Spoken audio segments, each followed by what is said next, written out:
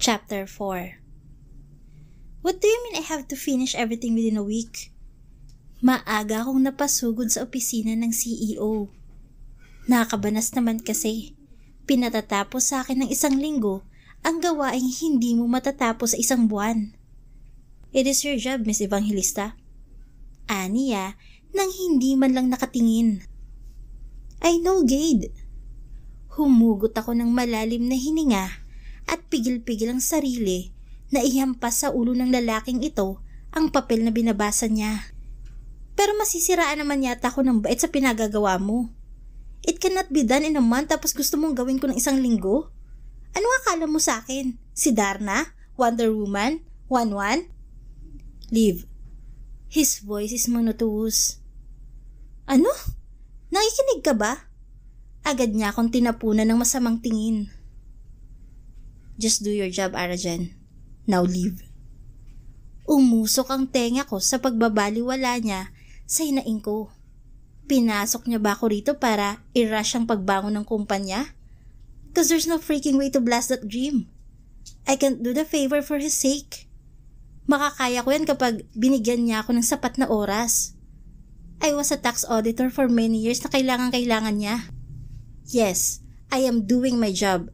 Pero naiintindihan mo ba ako ha, Gaden ha? Don't call me by my name, you little brat. Napaatras ako sa gulat nang bigla itong tumayo at marahas na itinungkod ang mga kamay sa mesa. Now, if you don't want to fire up my grudge, just get out of that fucking door. Now. Tila unang lumabas ng opisina ang kaluluwa ko. I was left in a jaw drop position and a frozen body. Nagpanting ang tenga ko sa biglaan niyang pagsigaw at panlilisik ng kanyang mata. Bago pa may mangyaring masama, ay lumabas na ako. Binagsak ko ang pinto sa pagsara at bigo na tumungo sa department ko. Visit. Visit talaga? Nang na talaga. Kung may sama siya ng loob sa akin, bakit niya dadalhin sa trabaho? Where's the professionalism in that part? Or does he even have that? Nang makarating sa floor namin ay ibinalita ko kaagad sa team ang walang awang trabaho na kailangang simulan. We have to finish everything within a week. Panimula ko habang nakatayo malapit sa pinto ng office ko. Lahat naman sila'y nakatuon ng atensyon sa akin habang nasa kanilang cubicle. 1 week? Nagsimula ang komosyon at pagkabadrip ng lahat. Hindi maipinta ang mga mukha nila. Bakit naman daw? Hindi natin makakaya yun, head. Bad trip talaga yung CEO, kaya hindi nagkaka-love life eh. Napahilot ako sa sentido pagkat ramdam na ramdam ko ang mga hinaing nila. Mas nakakainis nga lang sa part na wala akong magawa para mabawasan ang dagok na to. Malakas ang kutob ko na ginagawa ito ni Gade dahil sa personal na galit sa akin. Pero parang ang OA naman. Matagal na kaming hindi nagkikita at nag-uusap. Imposibleng may natitira pa siyang galit. At bakit siya magagalit kung siyang nang iwan? Gigil na ako. Kagagaling ko lang sa opisina ng CEO and he's madly serious about the deadline. Papatayin ba tayo ng CEO? May plano pa naman ako mag-leave this week. May out of town pang family ko sa Sabado. Gagalit mo ngayon, ako nag-organize ng pupuntahan tapos ako rin ang hindi makakapunta. Halos madurog ako nang makita ang mabibigat na itsura ng mga accountant. I felt guilty, parang kasalanan ko ang lahat. Simulan na natin ang trabaho nang maabot natin ang gusto ng CEO. Sorry guys for the bad news. Kahit ako, nagulat din. Baka may hidden madness ang CEO sa'yo. Matagal na pa kayo magkakilala, Miss Evangelista? Tanong ng may kaidaran na accountant. She seemed in the mid-50s already. What do you mean? Kunot na akong tanong. If you weren't just hired in this company, hindi kami may stress kagaya ng pinagagawa mo ngayon. Nanlaki ang mata ko dahil sa hindi maipaliwanag na dahilan. May gana pa siyang isisi sa akin. Gosh, stress na nga ako sa nangyari. Hindi ko alam ang pinagsasabi mo. Let's wrap up. Masyadong importante ang bawat segundo. Pagbabaliwala ko sa paninisi niya at agad pumasok ng opisina. Pagkasabit ko ng coat sa coat rack, agad kumawala ang malalim kong paghinga. Early in the morning, punong-puno ang banga ng stress ko. It was absolutely devilish. Tamang-tama sa pag-upo ko sa swivel chair ay siya ring pagpasok ni Shara na may dalang reports at kinalimutan yata ang salitang pagkatok. Nako head, wag mong pansinin niyang si Ma'am Santos. Masyadong bitter yun. Aniya, pagkalagay ng file sa lamesa ko. Bitter? Bakit naman? Matagal na kasi siya rito sa kumpanya at nung ma-fire ang ex-CFO, laking akala na siya yung papalit sa pwesto. Akala mo pa nga kung sino nung wala ka pa eh. Feel na feel ang pagka-CFO. Tapos ayun, ligwak pala. Napangiwi ako nang magsimula siyang humagalpak ng tawa. Laki ng inggit niyan sa'yo. Patuloy siya sa pagtawa hanggang makalabas ng opisina. Lumipas ang 5 araw at 70% ng trabaho ang natapos namin. Kapalit niyon ay ang walang pahinga at walang tulugan na gawaan. Minsan ay di na rin ako nakakauwi at dito na natutulog sa opisina. Excuse me, miss? But may meeting pa po ang CEO. Sa lubong ng sekretary niya pagdating ko sa floor ng executives. Anong oras matatapos? Let me check. Agad niyang binuklat ang notebook.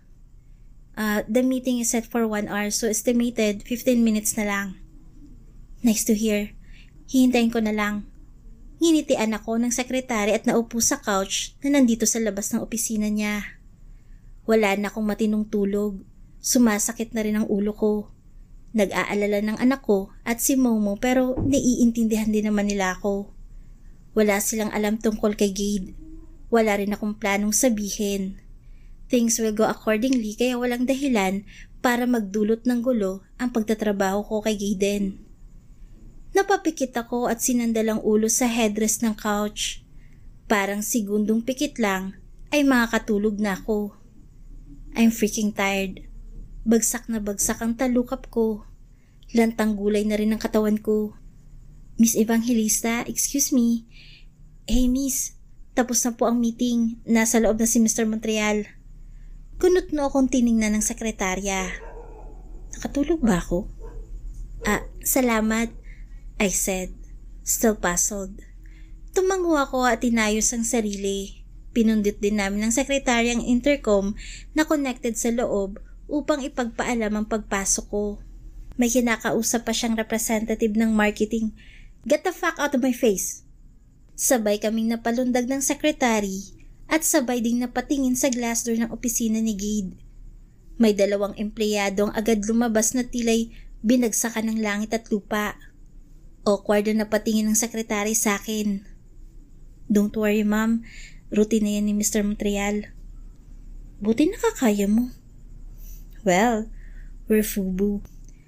Malanding asik ni Miss Secretary at kinilig pa na akala mo'y naihi ng isang balde. I ignored her daydreaming and entered the office. I saw him pinching the bridge of his nose. Might be his mannerism every time he's stressed.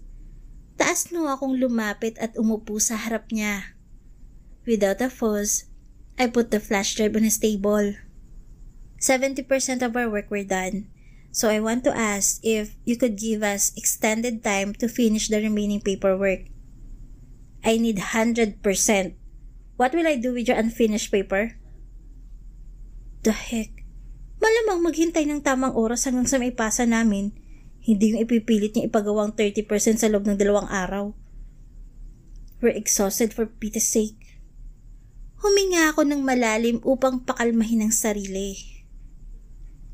I understand your determination na makabawi ang kumpanya, Mr. Montreal, pero did I ask for your opinion? Teka lang, patapusin muna akong putik. Ang sarap na niyang sigawan.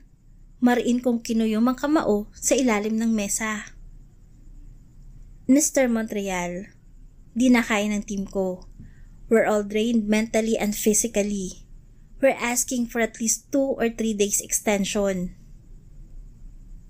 So you mean di mo kaya ang trabaho? Tanong niya at sumandal sa swivel chair.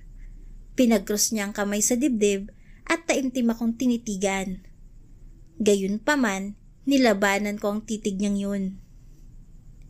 I didn't mean in that way, Mr. Montreal. Ang inaalala ko lang naman ay kalagayan ng teammates ko.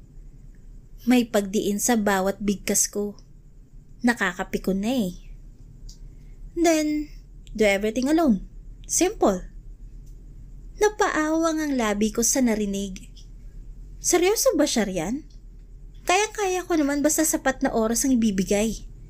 With his statement, it's proven na he only did that to make me suffer then. Ang immature. Nakakapanggalaiti ka. Biglang may tumulong luha na ikinagulat ko. Hindi ko alam kung saan ang galing yun. Baka sa galit, stress, pagod mentally and physically. Hindi ko alam.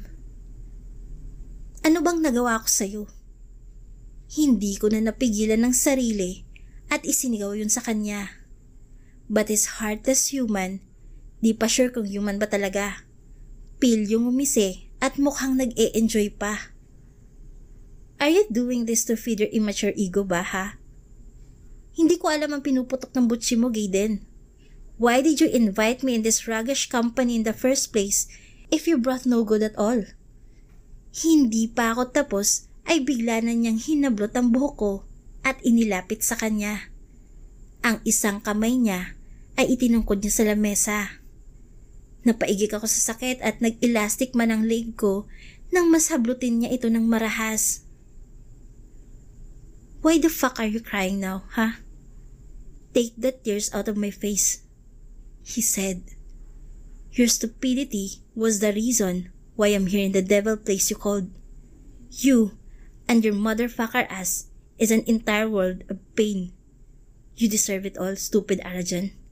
Now, get out. Asik niya, sabay hagis sa akin. Napatalsik ako sa sahig at gulantang na nakatingin sa nanlilisik niyang mga mata. Nang muli siyang gumalaw ay tarantana akong gumapang palabas ng opisina. Nakasunod sa akin ang nagtatakang pagmumukha ng sekretarya hanggang marating ko ang elevator. Hindi na ako nag-atubiling lumingon pa bagos tuluyang pumasok ng agad nang bumukas ang lift. Pagdating sa floor namin ay napunta sa akin lahat ng atensyon ng mga accountants. Sinenyasan ko lamang ang mga ito na okay lang ako at patuloy na naglakad papasok sa office ko. Sunod-sunod ang paghinga ko ng malalim nang makaupo sa swivel chair. Hinayaan kong maubos ang luhang kanina pa nagpapapansin. Nalingat ang atensyon ko nang maramdaman ang pag-vibrate ng phone na nasa loob ng bag na nakapatong sa mesa. Aligaga ko itong hinalungkat. Sinagot ko ang tawag kahit na unknown number ang nakalagay sa screen. Hello? Kamusta, Arjan? Biglang nanlaki ang mata ko nang makilala agad ang boses.